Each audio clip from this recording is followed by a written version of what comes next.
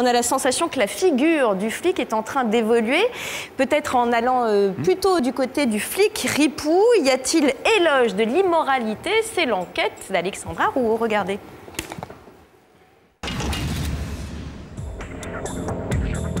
De Gabin à Ventura, de Delon à Belmondo, en passant par Noiret ou Depardieu, tous les flics incarnés à l'écran nous ont fascinés. Si leur image a beaucoup évolué depuis 50 ans, c'est aussi le cas dans les séries. Navarro, j'écoute. De Navarro à Braco, la police a réussi le casse du siècle dans la fiction française. On a eu dans un premier temps, pour les 20 premières années de la télévision, pour dire les choses simplement, des figures patriarcales, des flics calmes, posés, qui étaient l'image de la réflexion, qui étaient souvent assez âgés. C'était l'image du commissaire, le sage.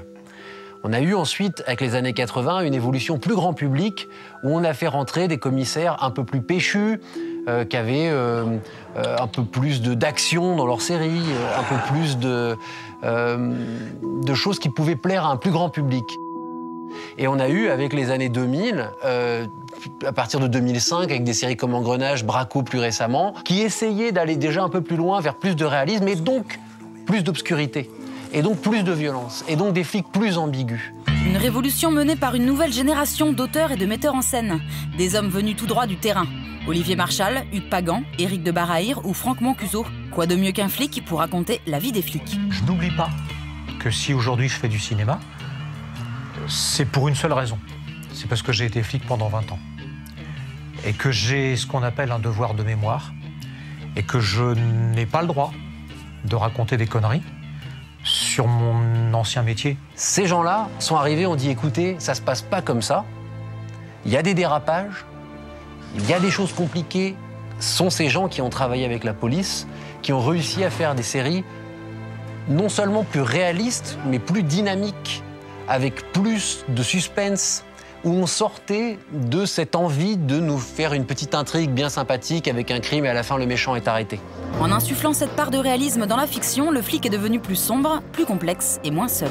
Ça a à la fois soulevé une réalité de ce qu'est la police aujourd'hui et en même temps ça a soulevé une usine à rêves aussi parce que on s'attache à ces personnages, on les aime comme des héros ou des anti-héros, je sais pas, en tout cas on les aime en tant qu'être humain. L'image, encore une fois, du policier pur et dur, qui n'a pas de défaut, qui résiste aux tentations, qui ne se laisse pas gagner par le doute, ou pire, est un personnage qui, à mon avis, a vécu, parce que c'était les personnages des années 70.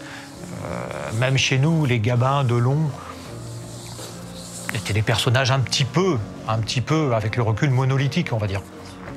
Aujourd'hui, les policiers, comme tous les autres héros, laissent entrer un petit peu plus de leurs doutes personnels et de leurs problèmes dans le scénario et donc dans la représentation. En flirtant avec la ligne de la légalité, quitte parfois à la franchir en toute immoralité, ces nouveaux flics ont aussi bouleversé l'image que l'on avait du ripou. Et finalement, on n'a pas forcément affaire à des ripoux, on a affaire à des gens qui, parce qu'ils sont obsédés par la vérité et par la justice, une certaine définition de la justice, soit, franchissent une ligne et du coup, après, sont pris dans un engrenage qui est dangereux et qui peut les amener effectivement à devenir des criminels. On n'est pas dans un glissement vers de la pure criminalité, genre je vais m'en mettre plein les fouilles. On est dans un glissement, genre dans quelque chose de l'ordre de mon honneur, venger mon pote. Braco repose énormément sur cette notion d'honneur. Moi, personnellement, je ne pense pas que Kaplan soit un ripou. Je pense que c'est quelqu'un qui garde une intégrité de flic, malgré le fait qu'il ait infiltré le monde du grand banditisme et qu'il soit amené à le fréquenter. Mais il le fréquente toujours à des fins qui sont des fins très intègres, de son point de vue. En voulant nettoyer la merde, vous allez en foutre partout. Théo, Roxane, Walter, ils ne sont pas responsables. Ils n'ont fait qu'obéir à mes conneries. Mais ceux qui obéissent donnent toujours leur caution au Kaplan. Si vous voulez laver la honte, comme vous dites, foutez-moi tout sur la tête et puis tant que vous voulez. Mais épargnez le groupe. Et pourquoi aurions-nous cette largesse de cœur?